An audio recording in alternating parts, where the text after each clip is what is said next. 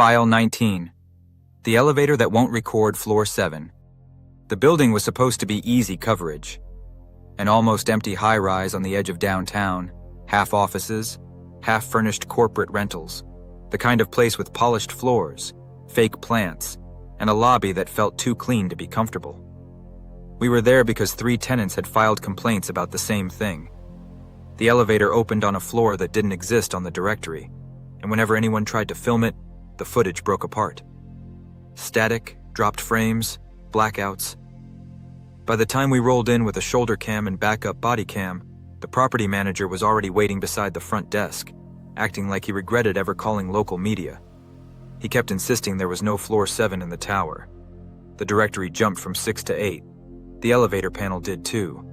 But he also wouldn't look directly at the elevator doors when he said it. He took us to the main elevator bank and demonstrated the panel himself. 6, 8, 9, 10, no 7.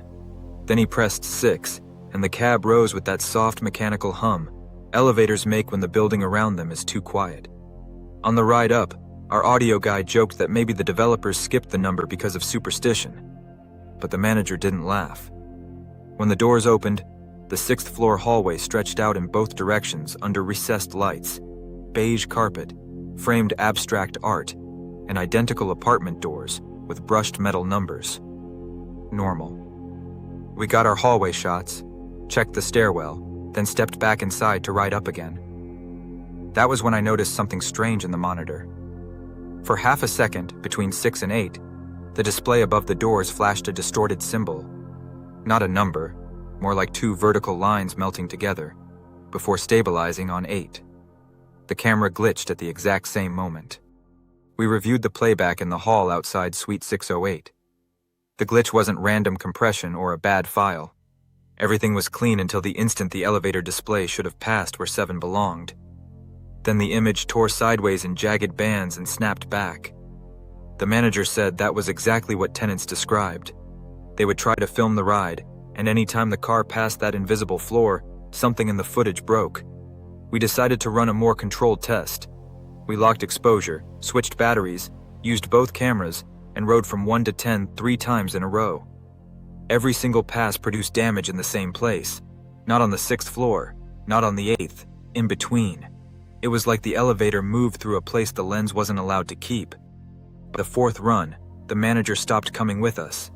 He stayed in the lobby and said he'd watch the security feed instead, though his voice sounded thin when it came over my radio.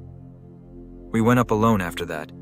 Me on the main cam, our sound guy holding a chest-mounted backup, both of us pointed at the floor indicator over the doors. On the next descent, the cab lights dimmed for just 1 second as we crossed that dead space between 6 and 8. There was no full blackout, just enough for the mirrored walls to reflect us wrong. In the monitor, my own stance seemed delayed, like I lifted the camera a beat after I actually had. Then the light returned, and the indicator showed 8. When the doors opened, the 8th floor looked normal, but one of the apartment doors at the end of the hall was standing open a few inches.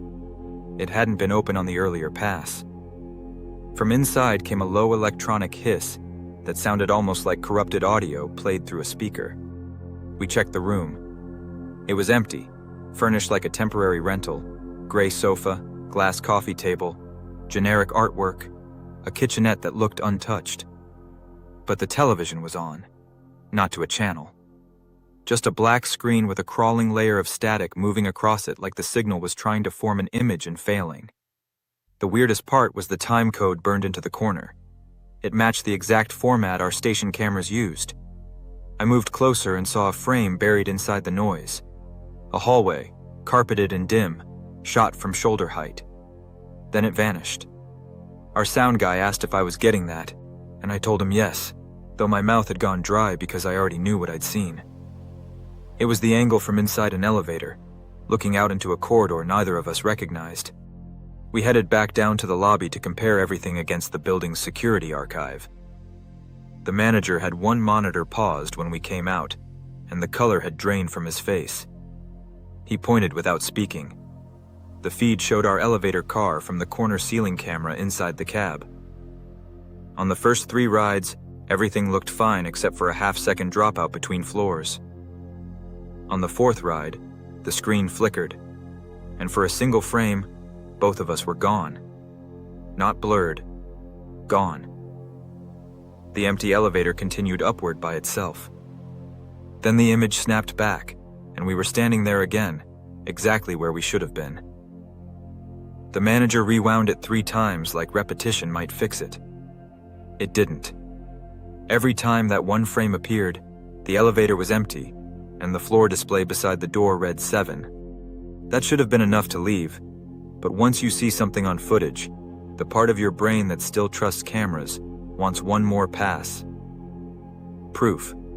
A cleaner angle. Something you can bring back and slow down in the edit bay until it becomes ordinary.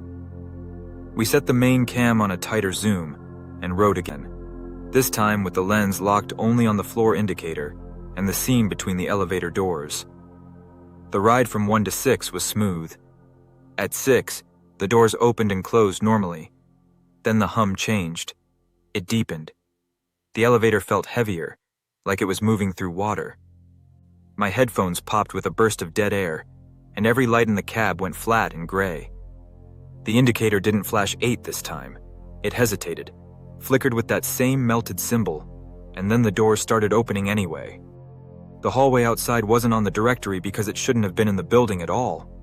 Floor 7 looked like a copy of the 6th and 8th floors that had been abandoned halfway through being remembered. Same carpet pattern, but stained darker in long strips. Same wall sconces, but half of them dead. Same apartment doors, but some had no numbers, and others had the same number repeated over and over in crooked little plaques. The air beyond the threshold looked dusty, but nothing moved in it. And straight ahead, about 40 feet down, stood another elevator with its doors open and its interior light on. The thing that made my stomach drop was what stood inside it. 2 people. Shoulder cam. Audio bag. One of them holding his camera exactly like I was holding mine. Us. Already there. The footage from that next stretch is the worst kind of corrupted because it isn't fully lost. You can still make out enough to understand what happened. I pushed into the hall. Our sound guy kept saying my name, first quietly, then louder, but his voice started smearing under itself like 2 recordings talking at once. The duplicate crew in the far elevator didn't move until I raised the camera. The instant the lens centered on them, their image buckled into blocks and static, then reformed a few feet closer without ever seeming to walk.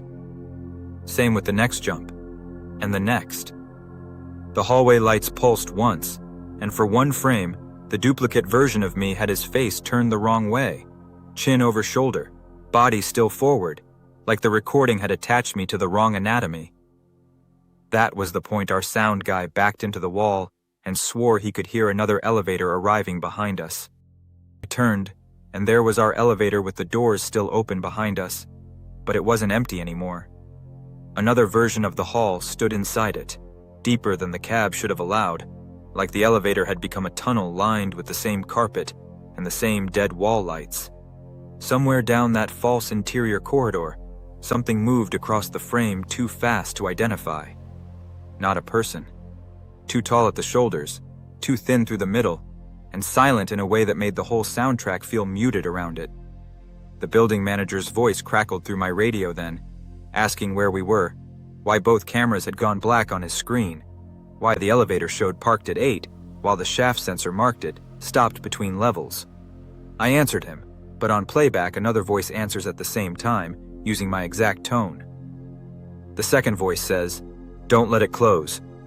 We ran for the car anyway. The last clean seconds show us stumbling backward into the elevator, while the duplicate crew at the far end of floor 7 begins doing the same thing in perfect sync, like 2 copies of one panic trying to reach opposite ends of the same shot. The door close button didn't respond the first 3 times I hit it. Then the panels lurched inward. Just before they met, a single frame catches the far hallway unobstructed. The duplicate version of us is gone. In its place is a crowd of figures standing shoulder to shoulder in the dark between the dead sconces, all facing the elevator, all blurred by motion except one. One figure nearest the center is perfectly still, and close enough now that it should have taken more steps than the footage allows. The doors close. The cab drops hard, lights flaring back to normal, and opens on the lobby as if nothing happened. But the final exported file ends with one inserted frame that none of our equipment should have recorded. Our camera sitting abandoned on the carpet of floor 7, still rolling, aimed back at the elevator after we were already gone. If this file got under your skin, that means it worked. Drop a comment with the moment that hit hardest, and subscribe before the next tape surfaces. More POV horror files are coming, and some floors don't appear until they know you're recording them.